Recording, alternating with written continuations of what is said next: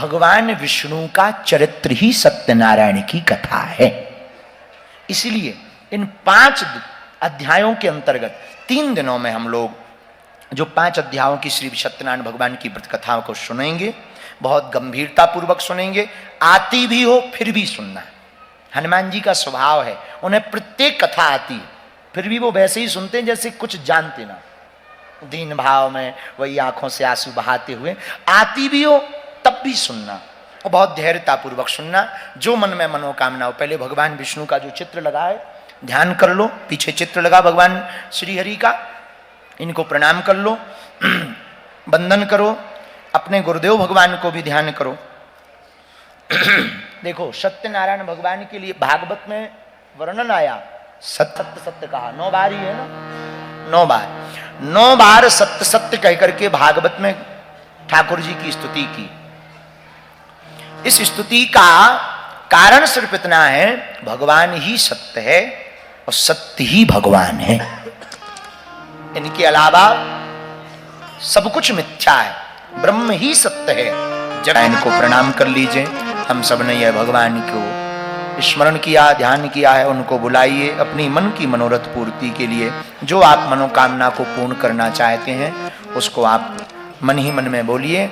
बैठे बैठे आप बिना ताली बजाए हुए गाएंगे, श्रीमन नारायण नारायण नारायण, श्रीमन नारायण नारायण नारायण। वैसे तो यज्ञ चल रही है तो पूजन विधि आवश्यकता नहीं, पर नाम संकीर्तन से सभी पूर्ति हो जाती है, इसलिए गाओ लक्ष्मी नारायण नारायण नारायण, लक्ष्मी नारायण नारायण नारायण।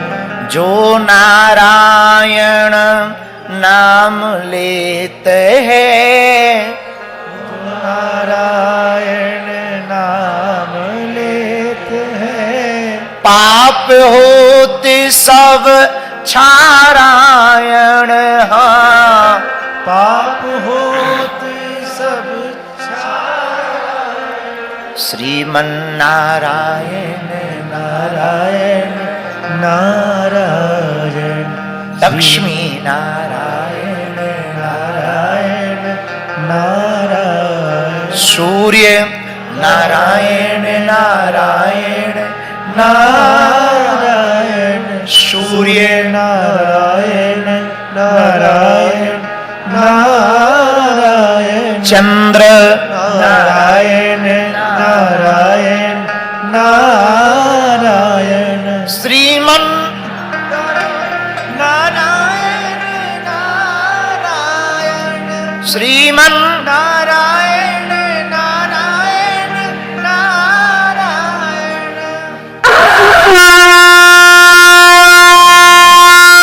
एक समय हम सब हिंदी में चर्चा करेंगे ताकि आपको समझ में आवे। एक समय नैमिषारण्य के पावन तीर्थ में सौनकादिक 88,000 ऋषि मुनि विराजमान थे। सभी मुनि महात्मा पुराण और शास्त्रों के वेदता थे।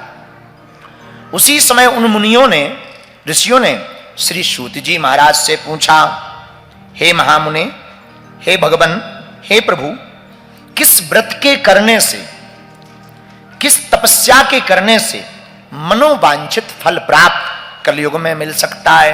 क्योंकि कलयुग युग सम आन नहीं, जो नर कर विश्वास। कलयुग बड़ा विचित्र युग होगा। इसमें न व्यक्ति के पास समय होगा, न पूजा के लिए समय होगा, न धर्म के लिए समय होगा, न ठीक से यह सत्कर्म कर पाएगा। कलयुग के लोग बड़े आलसी प्रमादी होंगे, कलिकाल के लोग बड़े ही स्वार्थी होंगे। पर हे भगवान, उन मनुष्यों का कल्याण भी कैसे हो, इसके लिए कोई सूक्ष्म छोटा सा व्रत, छोटा सा उपाय बताइए। हम सब उस उपाय को, व्रत को सुनना चाहते हैं, कृपा करके आप कहिए। इतना सुनते ही श्री सूतो वाचा, श्री सूत जी बोले। एक बार यही प्रश्न देवर्षि नारद जी ने भगवान विष्णु से भी पूछा था। हे मुनियों, तुम धन्य हो जो तुमने कलयुग के मनुष्यों के कल्याण के लिए हमसे प्रश्न किया है। यही प्रश्न नारद जी ने भगवान विष्णु से भी किया था कि कलिकाल के लोगों का कल्याण कैसे होगा। वह कम समय में, क्योंकि तपस्या के लिए समय नहीं मिलेगा, जप के लिए समय नहीं मिलेगा, तप के लिए समय नहीं मिलेगा, यज्ञ बैठने में समय नहीं निकाल पाएगा। ऐसे अल्प समय में वह कैसे पुण्य को प्राप्त करे, कैसे फल को प्राप्त करे, कृपा करके हमको बतलाइए। जब योगी राज श्री नारद जी ने संसार के नाना योनियों में जन्मे हुए मनुष्यों के कल्याण के लिए भगवान श्री हरि से प्रार्थना की और कहा, हे भगवान, नाना योनियों में जन्मे हुए मनुष्य नाना प्रकार के दुखों से, क्लेशों से युक्त रहेंगे, नाना प्रकार के भोग भोगेंगे, कष्ट पाएंगे। इनके दुखों का निवारण कि सुनिश्चित रूप से कैसे नाश हो सकता है, ऐसा हमारे मन में विचार है, हमको कहिए। भगवान श्री नारद जी उनके पास पहुंचकर भगवान श्री विष्णु का ध्यान करते हैं, स्वरूप का ध्यान करते हैं, प्रार्थना करते हैं। चार भुजाओं वाले भगवान नारायण हैं। इनके एक हाथ में शंख है, एक हाथ में चक्र है, एक हाथ में वज्र है, एक हाथ में पद्म है। बन की माला भगवान श्री हरि पहने हैं। विष्णु भगवान के गले में बन की माला है। भगवान विष्णु का शुक्ल वर्ण है। कैसा वर्ण है? वर्ण का मतलब स्वरूप कैसा है? शुक्ल वर्ण है। नील जैसा स्वरूप है भगवान का। शुक्ल वर्ण के श्री हरि भगवान विष्णु नारायण हैं। भगवान श्री हरि के स्वरूप को देखकर देवर्षि नारद जी देव स्तुति करने लगे, कहने लगे, हे भगवान, आप वाणी व मन से परे हैं, अनंत स्वरूप वाले हैं, अनंत शक्ति संपन्न हैं। आपका न आदि है, न मध्य है, न अंत है। आप तीनों से रहित हैं। आप निर्गुण हैं, गुणातीत हैं। भगवान निर्गुण हैं, निराकार भी हैं। भगवान निराकार ही हैं, पर भक्तों के लिए वह साकार बनकर प्रकट हो जाते हैं। जैसे हवा का कोई आकार नहीं है, पर गुब्बारे में डालने से गुब्बारे की हवा हो जाती है, हवा का गुब्बारा हो जाता है। वैसे ही भगवान निराकार हैं, परंतु भक्तों के कल्याण के लिए भगवान साकार बनकर के प्रकट होते हैं। इसी स्तुति को देव ऋषि नारद जी भगवान से कर रहे हैं। आप अनंत शक्ति संपन्न हैं, आपका न आदि है, न मध्य है, न अंत है। आप निर्गुण हैं, निराकार हैं। हे हरि, आप सकल कल्याणमय हैं, गुण गणों से संपन्न हैं। भगवान में सभी गुण व्याप्त हैं। भगवान वही हैं, 6 गुणों से तो व्याप्त ठाकुर जी हैं ही हैं। भगवान श्री हरि को दंडवत प्रणाम करते हुए श्री नारद जी कहने लगे, आप स्थावर जगदात्मक निखिल सृष्टि प्रपंच के कारणभूत तथा भक्तों की पीड़ा को नष्ट करने वाले हैं। भगवान का स्वभाव है, जो इनकी शरण में आता है उसका अवगुण नहीं भगवान देखते, एक गुण पर ही भगवान रीझ जाते। न जाने कौन से गुण पर दया निधि रीझ जाते हैं, यही सब ग्रंथ कहते हैं, यही सब वेद गाते। भगवान किस गुण पर रीझ जाएं उनका कोई ठिकाना। श्री बिंदु जी कहते, कृपा की ना होती जो आदत तुम्हारी, तो सुनी ही रहती अदालत तुम्हारी। न हम होते मुजरिम, न तुम होते हाकिम, न घर घर में होती इबादत तुम्हारी। तुम्हारी ही उल्फत के दृग बिंदु हैं ये, तुम्हें सौंपते हैं अमानत तुम्हारी। कृपा की न होती जो आदत तुम्हारी, तो सुनी ही रहती अदालत तुम्हारी।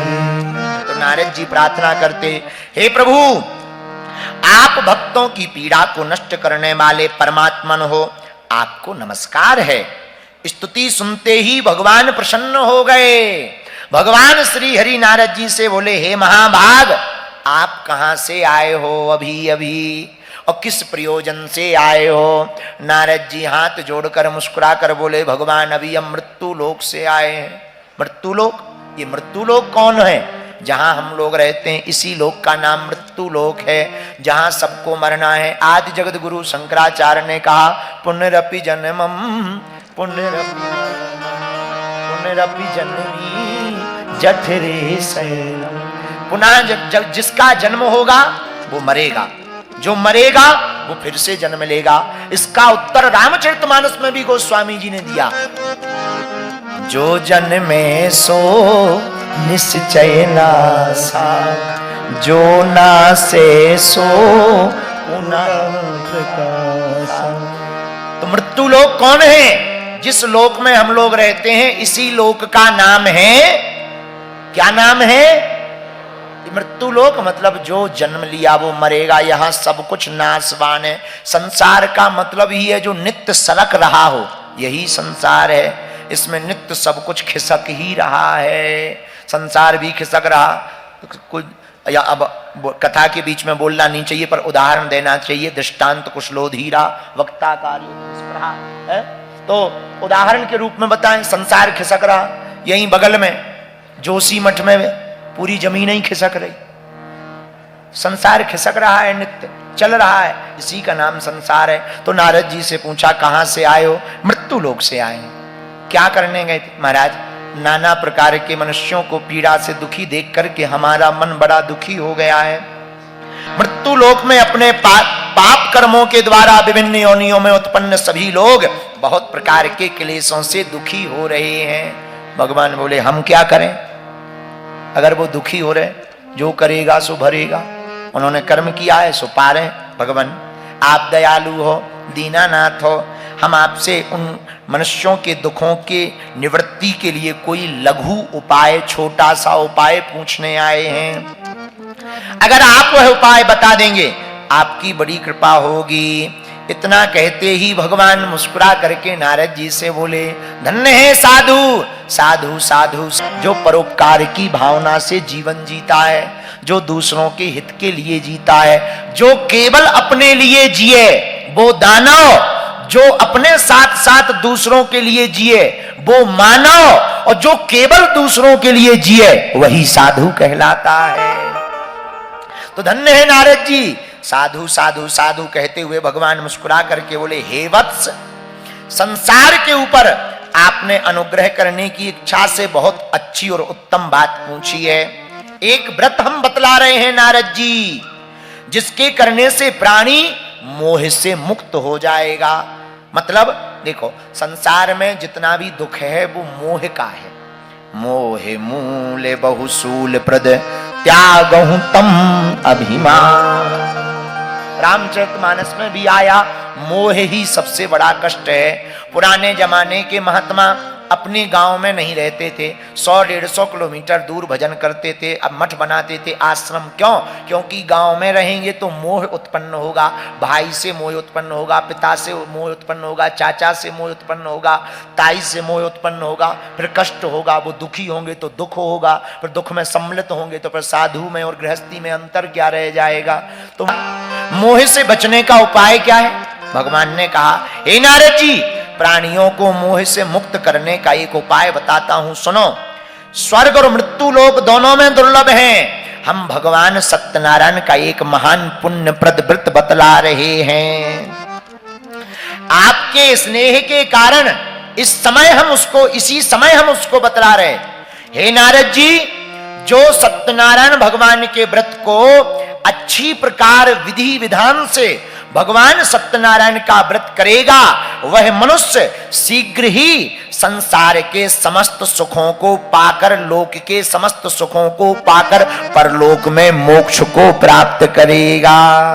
नारद जी प्रणाम करते हुए बोले जय हो जय हो जय हो। भगवान वो कौन सा उपाय है आप हमको बतलाइए। किम फलम किम विधानम चा कृतम कैनेव तद्व्रतम तत्सर्वं विस्तराद ब्रूहि कदा कार्यमृतम प्रभु। नारद जी बोले हे प्रभु, इस व्रत को करने का नियम क्या है? सत्यनारायण भगवान के व्रत करने का विधान। जय हो जय हो। भगवान वो कौन सा उपाय है आप हमको बतलाइए। किम फलम किम विधानम चा कृतम कैनेव तद्व्रतम तत्सर्वं विस्तराद ब्रूहि कदा कार्यमृतम प्रभु। नारद जी बोले हे प्रभु, इस व्रत को करने का नियम क्या है, सत्यनारायण भगवान के व्रत करने का विधान क्या है, उसका फल क्या है, और इस व्रत को किसने किसने किया और जिसने किया उसने क्या क्या पाया है, हमको यह सब विस्तार पूर्वक बताइए। पूरा एक एक करके बताइए, कैसे करना चाहिए, कब करना चाहिए, किसने किसने किया है, हमको विस्तार पूर्वक बताइए। भगवान बोले, यह सत्यनारायण भगवान का व्रत दुख शोक आदि का समन करने वाला है, दुख को मिटाने वाला है, शोक को हरने वाला है, यह धन धान की वृद्धि करने वाला है, बंधन में पड़े हुए व्यक्ति को बंधन से मुक्त करने वाला है, संतानहीनों को संतान देने वाला है।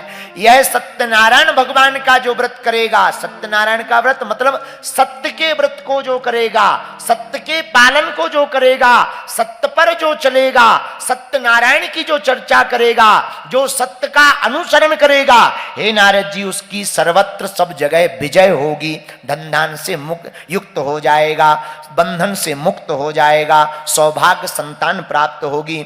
जिस किसी दिन भी यह भक्ति और श्रद्धा समन्वित होकर भक्ति भाव से इस व्रत को करेगा, उसकी मन वांछित इच्छा पूर्ण हो जाएगी।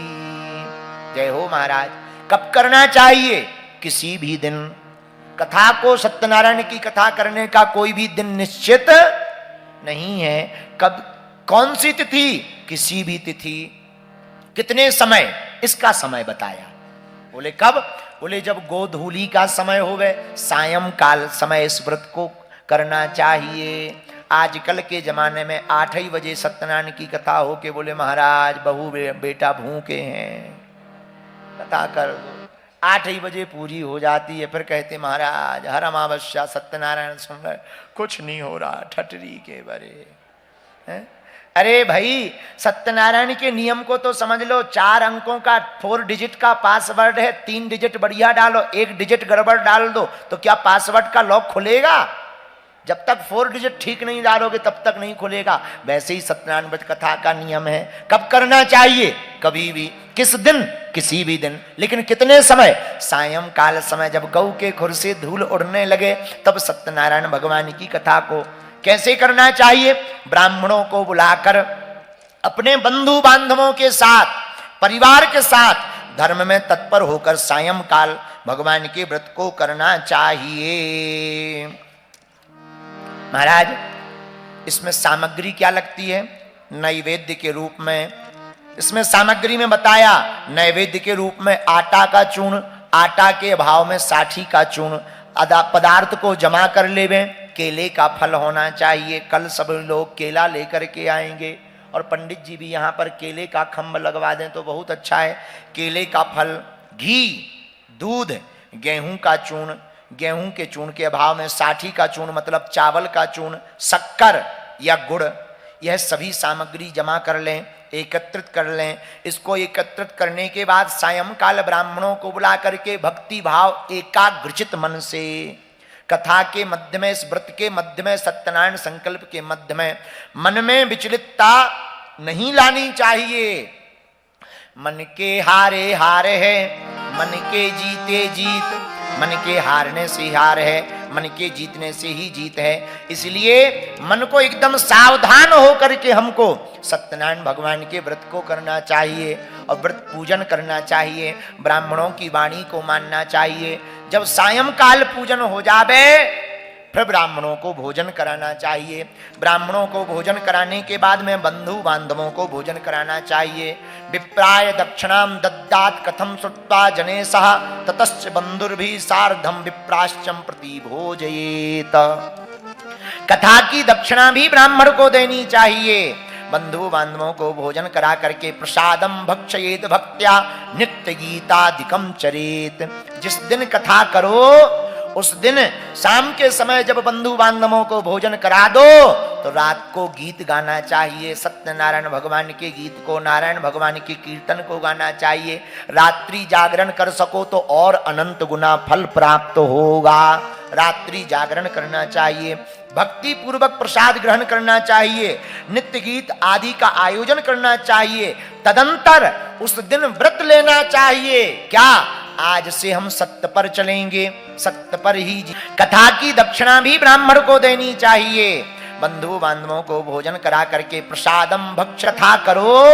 उस दिन शाम के समय जब बंधु बांधवों को भोजन करा दो तो रात को गीत गाना चाहिए, सत्यनारायण भगवान के गीत को, नारायण भगवान के कीर्तन को गाना चाहिए।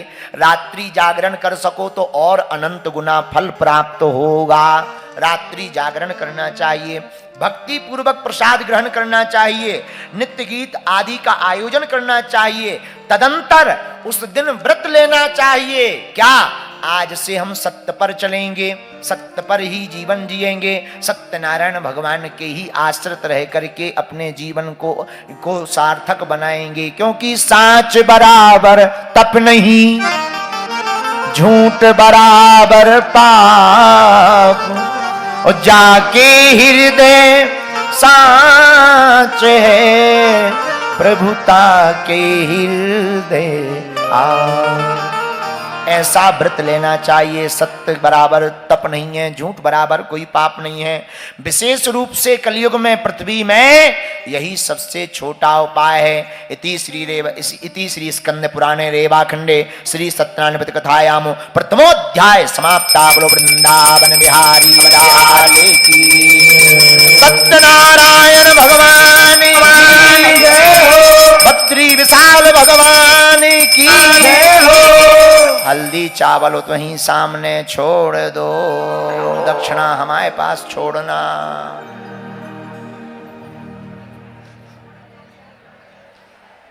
नारायण भगवान की जय हो, बद्री विशाल भगवान की जय हो। हल्दी चावल तो वहीं सामने छोड़ दो, दक्षिणा हमारे पास छोड़ना।